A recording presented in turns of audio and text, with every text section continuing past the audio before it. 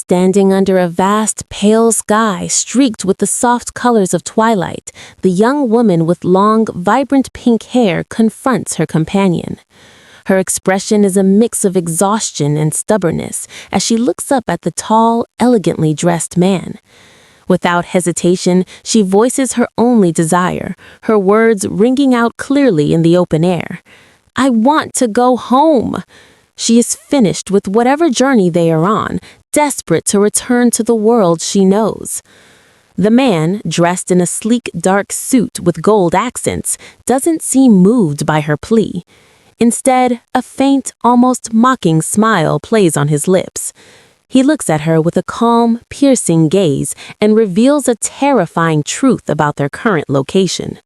He casually mentions that the island they are on is primitive and wild, a place where poisonous snakes and man-eating monsters lurk in the shadows.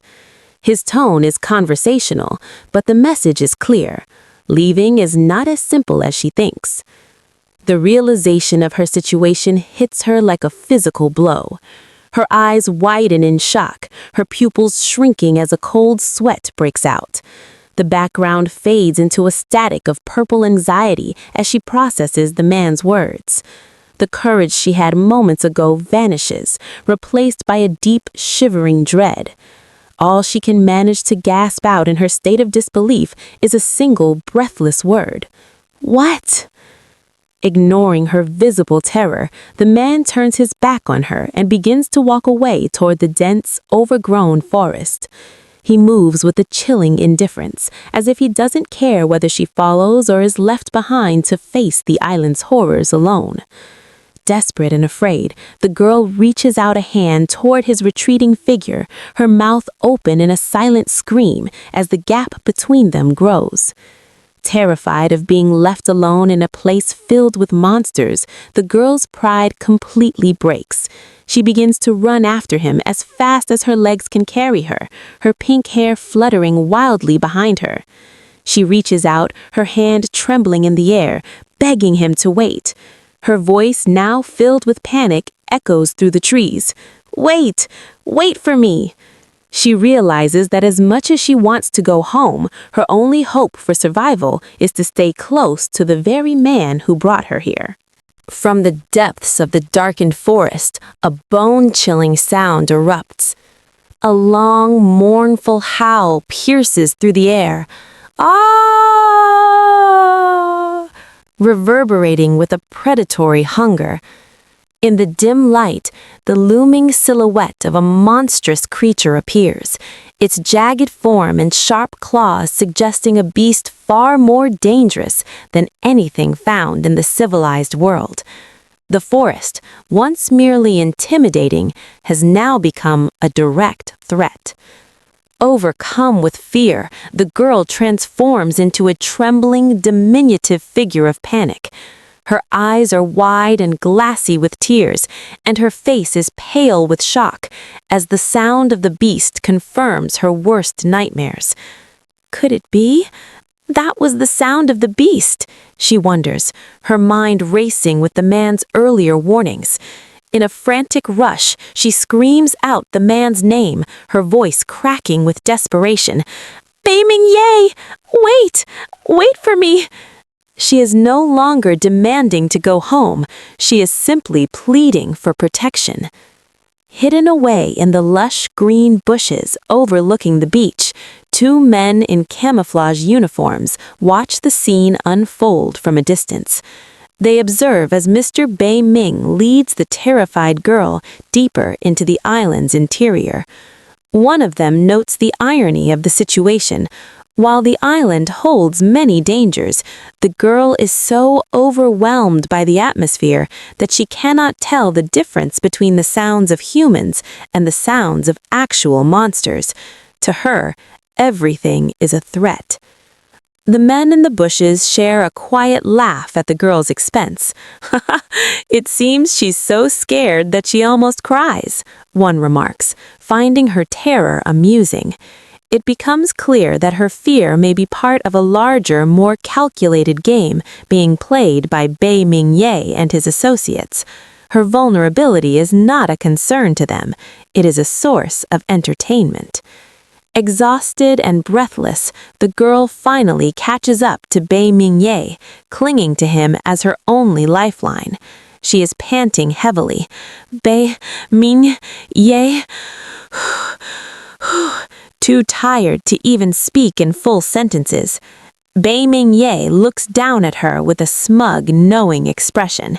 He has successfully broken her spirit and forced her to rely on him entirely. As they walk together through the sun-dappled woods, the power dynamic has shifted. She is no longer a defiant captive, but a frightened follower under his absolute control. As she grips his arm tightly, her knuckles white from the strain, Bei Mingye looks at her with an air of cold superiority. He mocks her sudden change of heart, asking with a teasing cruelty, "How? Do not want to leave me again?" He knows he has won. The girl who was so desperate to escape moments ago is now the one refusing to let go. The girl looks up at him, her eyes still shimmering with lingering tears and the soft glow of the forest lights behind them. She is caught in a moment of profound vulnerability, her fear of the forest outweighing her distrust of the man standing beside her. The air between them is thick with unspoken tension as she searches his face for some sign of genuine protection. She remains frozen, her hand still locked firmly onto his sleeve. She begins to speak, her voice a mere whisper. But the words die in her throat. She is unable to find the strength to argue or the pride to apologize. She is simply a captive of her own circumstances, bound to him by the terrors of the night. Bei Mingye's expression shifts as he stares down at her. The mockery fades, replaced by a dark, intense focus. He watches her chest heave as she gasps for air, his own thoughts becoming dangerously clear. To himself, he admits the effect she is having on him. Just looking at this girl gasped, but I was. Unable to resist the impulse any longer, Bei Mingye pulls her close, his hand cupping the back of her head as he leans down. The scene culminates in a forceful, passionate kiss. His final thought reveals the true nature of his desire. It makes me really very want to kiss her. In this moment, the island's monsters are forgotten, replaced by the overwhelming presence of the man who has claimed her as his own. The atmosphere is thick with a mixture of confusion and sudden intensity. Amidst the soft, dappled light of a forest-like setting, the dark-haired man pulls the pink-haired woman into a passionate, forceful embrace. He tilts her head back slightly, his hand cradling her neck as he presses his lips against hers. The woman appears caught completely off guard, her eyes wide with shock and a faint, escaping her lips, suggesting a moment of startled resistance or pure bewilderment at his sudden advance. The romantic tension is abruptly shattered as the man roughly pushes the woman away. His hands are planted firmly on her shoulders, exerting enough force to send her reeling backward. The background shifts into sharp, pinkish motion lines to emphasize the physical impact of the push. The woman's expression is one of total disbelief and hurt. Her mouth is agape, and her large pink eyes are filled with a sense of betrayal as she struggles to understand why he would follow a kiss with such a cold physical dismissal. Walking away, but clearly shaken, the man covers his mouth with his hand, his face flushed with a deep, conflicted blush. His internal monologue reveals a darker, more predatory thought. Damn it, if there were no bodyguards here, then maybe I would have made love to her. Behind him, the woman stands frozen in the background, her posture hesitant and her face still reflecting the trauma of the previous moments. The distance between them grows, yet the air remains heavy with his unspoken, frustrated lust. Despite the harsh treatment she just endured, the woman finds herself forced to follow him. The scene focuses on the physical movement of their departure. The man strides forward with a cold, determined gait, his dark coat fluttering behind him. The woman trails behind, reaching out as if to catch up, her voice calling out with a desperate plea. "Mr. Bei Ming, wait for me." It is a moment that highlights her vulnerability and her reliance on him despite his erratic behavior. The sequence concludes with a close-up of the woman's face, her features etched with confusion and resentment. As she stares ahead, her mind is a whirlwind of questions. She thinks to herself, "What does this expression of him mean? After kissing me, then getting angry?"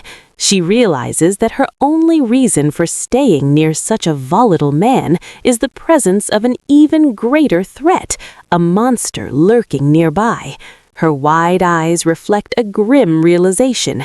She is trapped between a man she cannot understand and a danger she cannot face alone.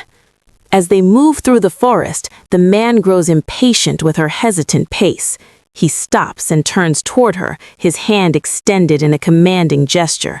His voice is sharp and devoid of patience as he snaps, "Why are you so slow? Come here!" He follows this with a cold ultimatum, forcing her to choose between physical closeness and complete abandonment.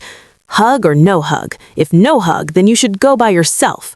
Faced with the terrifying prospect of being left alone in a dangerous place, the pink-haired woman has no choice but to comply.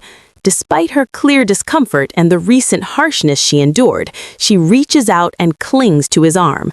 A hug-tight sound effect emphasizes the strength of her grip as she repeats a frantic internal mantra, "Hug, hug, hug." Her eyes are wide with anxiety, showing that this embrace is born out of survival rather than affection. The scene focuses on her hands, which are wrapped tightly around his dark sleeve. Her mind is racing as she justifies her actions to herself. Even though his behavior remains erratic and frightening, she resolves to stay close for her own safety. She thinks pragmatically. Although I don't know what he's angry about, in short, my life is more important. For her, his presence is a necessary shield, no matter how much his anger confuses her. The pair finally emerges from the greenery to find a large, disciplined group waiting for them. A row of sleek white motorcycles is lined up perfectly, guarded by men in military-style camouflage uniforms. The sudden sight of this organized force is startling, indicated by the exclamation marks floating above the scene. From their perspective, behind the man and woman, the scale of his power and the resources at his disposal becomes strikingly clear. Now that they have reached the safety of the convoy, the woman immediately releases her grip on his arm. The word "let go" appears as she pulls away, her gaze downcast and her expression somber. The man, however, seems unsettled by her sudden distance. He glances back at her with a look of mild surprise and suspicion, wondering to himself, "Why did she suddenly take her hand off me? Want to throw away this relationship?" Even as they stand among his men, the emotional gap between them remains wider than ever. As they approach the center of the group, the guards immediately bow low in a synchronized display of absolute respect, shouting a collective, "Sir."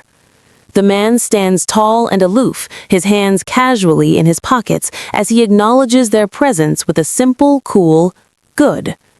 The woman stands just behind him, looking small and overwhelmed by the intense military-like formality of his world. Taking in the scene, the woman is struck by how different these men are from what she had imagined.